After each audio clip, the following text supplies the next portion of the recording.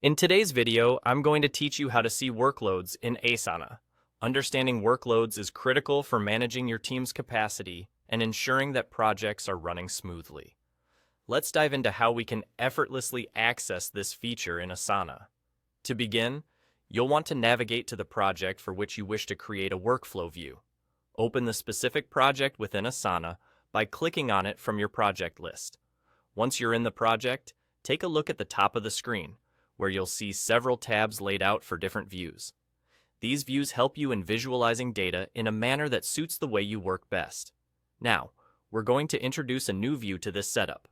Direct your attention to the plus icon located on the View tabs. Clicking on this icon allows you to add a new view to the project. You'll be presented with various options, and from here, you need to select the Workload option. This feature is incredibly useful, as it provides a comprehensive look at how tasks are distributed among your team members. It ensures you are aware of who is busy and who might have additional capacity for new tasks. Once you've clicked on Workload, you'll immediately see the magic unfold. You'll be welcomed by a visualization of each team member's workload, offering a snapshot of task assignments in relation to their availability. The data displayed here is drawn directly from the tasks within the project, highlighting who each task is assigned to and showcasing any potential bottlenecks or free spaces in your team's schedule. You'll notice that you can interact with the workload graphs themselves. By clicking on a particular section of the graph, you can gain further insight into which specific tasks contribute to that workload. This is perfect for quickly pinpointing any areas that might require redistribution or discussion within the team. The view doesn't just stop at providing insights. Asana is dynamic in allowing you to make adjustments directly from this interface.